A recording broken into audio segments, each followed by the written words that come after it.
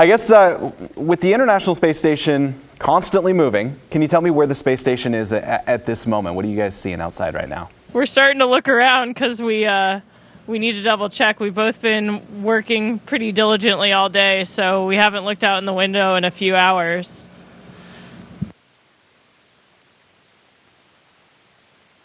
We can tell you we're 400 kilometers above the Earth, and since I'm in the Navy, I like to say we're 220 nautical miles above the Earth.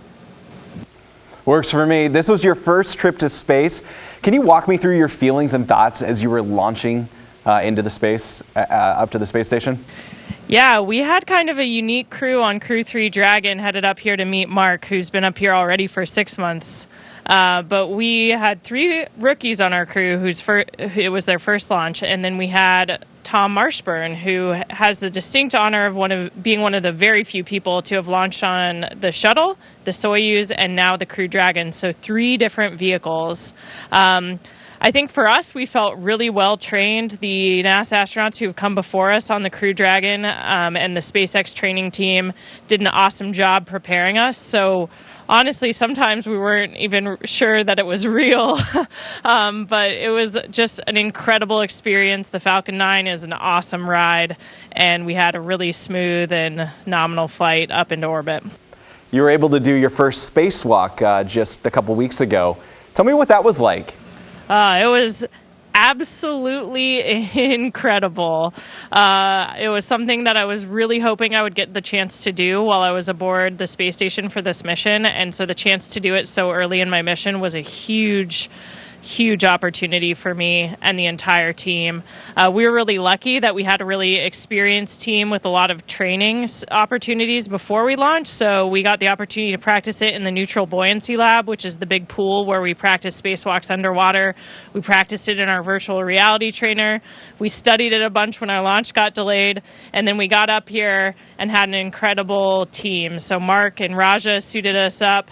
Matthias and Raja did the robotics operations, and we had an amazing team on the ground supporting us throughout the procedure. So everything went really smoothly, and it was an incredible view. There's something really special about looking down on the Earth through a visor of a helmet, because you don't have anything blocking your peripheral vision. When you're looking out the window up here, it's incredible, but you really know you're looking out a window. In the helmet, nothing's blocking your field of view, so you get a really big picture. Mark, do you have any memories from your first spacewalk? What really stuck with you? I was definitely everything Kayla said I agree with. I certainly was extremely happy to have had the opportunity to do every spacewalk, but I was also very happy when I got back in and exhausted and hungry by the time I finished. Yeah, I think it was 6 hours there, a couple hours, more than a couple hours that you guys were out there. Looking at your Instagram page, Kayla, you've taken some amazing photos. Can you describe from up there what a sunrise looks like? Yeah, we love watching sunrises and sunsets up here, and we get to see one every 90 minutes or so. So there's a lot of opportunities to view them. And actually, one of my good friends asked me about what they look like from space. So that's what kind of started my project of trying to capture it in photos, because I tried to describe it to her. But it's kind of incredible. We call the line that differentiates between the sunlit and the shadowed part of the Earth the terminator. And so when you're over the lit part of the Earth, you can see the terminator coming into view, and it just kind of passes over and slowly covers the Earth. And so as you're getting, the last slice of lit Earth, you get kind of pastel colors like you're used to on Earth, but then once the sun is fully blocked by the Earth, you get this incredible, sort of ombre effect from really bright orange to yellow to these really beautiful blue colors, cobalt blue and lighter teal blue, and you actually see the clouds lit up from an oblique angle. So it's a really, really cool thing to see. And we've also had a lucky period. We had, kind of a unique orbit and angle of the sun where the sunset was almost permanent for a while. So almost any time you went in the cupola, it was really beautiful colors, really lit up, and you could see the clouds from the side, which is pretty neat. I want to talk about your time in the Navy. How has life on a submarine helped you in these quarters of the ISS? I compare the time up here to a submarine all the time, and I'm always finding new parallels. I think that's probably normal for all of us to compare it to our previous experience, because those are the things that prepared us to become astronauts in the first place. But for me, there's a lot of similarities from the engineering side, all the things it takes to keep human beings alive in an environment where we're not really designed to be in, whether that's the vacuum to space or under the surface of the ocean. But the other parallels that I think are really important to me and that I rely on is the kind of team and teamwork it takes to do something like this, to send human beings into an environment where they're not normally hanging out, and not only survive there, but thrive and accomplish a mission, work together. And so no one person can do something that crazy on their own. And so on the submarine, we had the whole crew with us aboard, 165 people, experts in every system. And here it's a little different in that a few of us are in space, but that team of experts is on the ground in all of our mission control centers around the world, supporting everything that we do up here. So I rely on the lessons I learned being a member of a team aboard a submarine crew every single day as I work up here executing things here for NASA and the mission aboard the space station. Mark, you're there on a 12-month mission. Kayla, you're there for the next 4, 5, 6 months. What's your mission what is your mission, and what will you be doing while there? We are like laboratory technicians. So the scientists are on the ground. We get to be their eyes and hands, primarily making sure that they have the resources they need to keep the experiments going. For me, this week, or last week and this week, I installed and tore down ring shear drop, which is an experiment that's associated with the flow and formation of amyloids. Keep a long story short, it's an experiment that takes advantage of the fact that we can contain things in space by just using surface tension. And it'll help us better understand things that might result in a better ability to deal with Alzheimer's disease. How did you guys spend Christmas? What was for dinner? How did that holiday work up there? We had a really fantastic Christmas, actually. We were lucky that we had a cargo vehicle arrive on December 22nd, a cargo Dragon.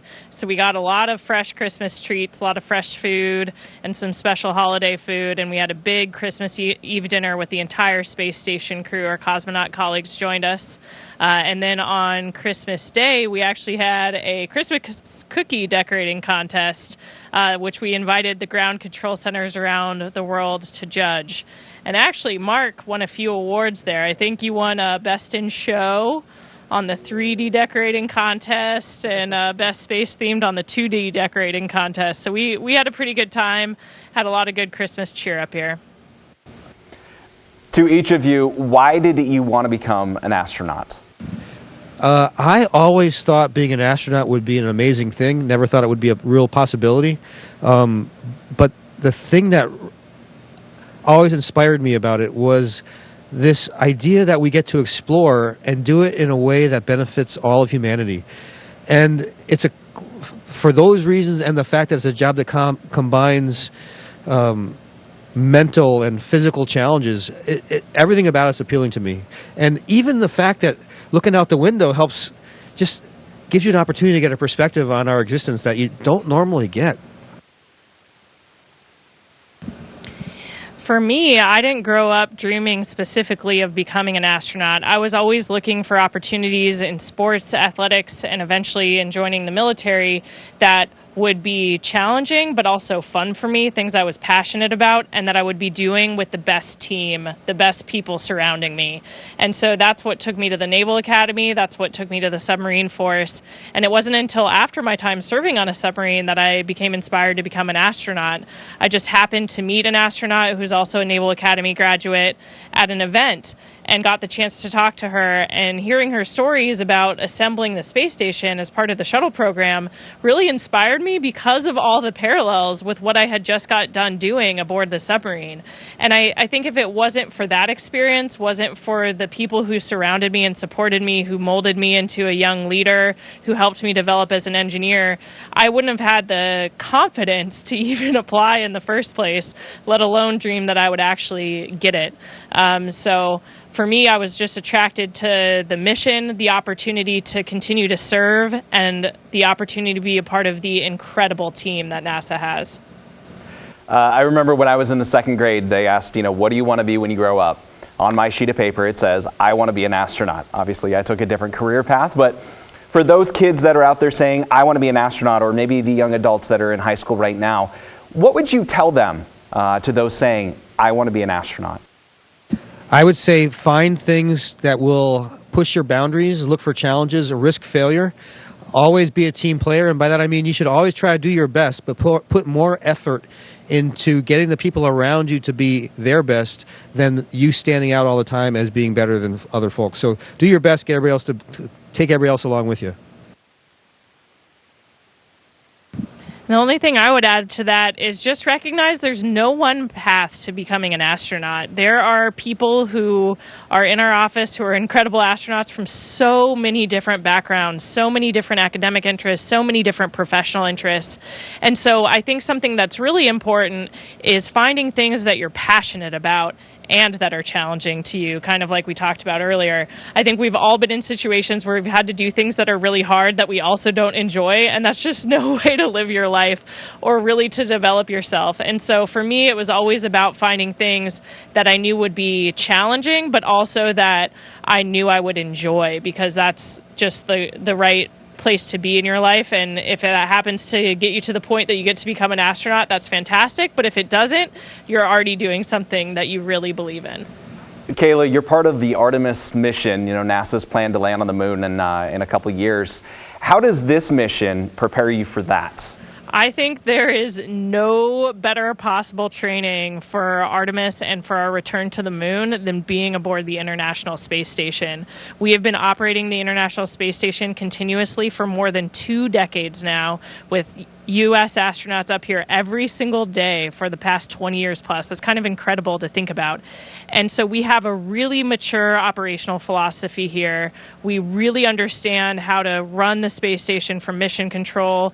We have all of these experts with tons of experience, both here in the astronaut office, but also on the ground in the mission control team.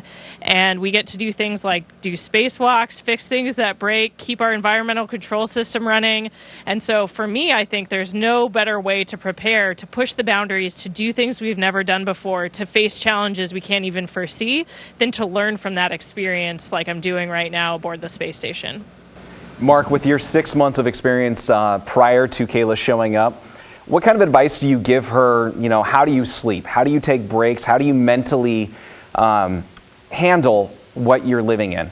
I would say the biggest piece of advice that I gave everybody, the folks, especially not Tom so much because he had been here before, was recognize that we're all going to make mistakes and be really kind to yourself. So I know for me, and I know discussions with some of my crewmates, that it's really easy when you do take a little longer on something than maybe the plan was just to recognize that you doing your best is really good, and to just roll with it and try to be in the moment, not stress about what's coming up, and focus on what you're doing all the time, and try to find ways to enjoy it. Also, certainly for me as a philosophy with treating the folks that just arrived is to recognize that they have spent years training for this. And even though sometimes they will feel like, gosh, I can't believe I made that mistake, they are the highest trained people we can get up here, and just to recognize that and the great respect that everybody has for everybody else on the team. Are you guys able to talk with your family up there, kind of have regular conversations, whether it's over a Skype conversation or something like that? I'm curious to know how that works, how you contact home. Yeah, we are actually really lucky, especially compared to what we experienced on, for Mark on his Army deployments and me on my Navy deployments. We actually have an internet protocol phone that we can use through our laptops. So as long as we have good satellite coverage, we can call any number. People can't call us, but we can call them. And then we also have, at least once a week, we have a video chat with our families where we get to, actually see them and hear them. So we're able to stay in pretty good contact with our family back home. Oh, that's fun. Kayla, I just talked with your mom yesterday and was asking for some pictures of you during your time, and she says she needs to get permission from you. So I'm wondering if you have some pictures that you can give her permission to send me, and that you'd be willing to have out there. You can tell she's well trained. I'm glad that was her answer. Yeah, I'll check in with her and make sure we get you some photos. All right, to the both of you, thank you so much. Technology to me is amazing. The fact that my voice is in space and I'm able to talk with you guys. I appreciate you guys taking the time out of your day to talk with me this morning. Thank you. Thank you. It was awesome talking with you.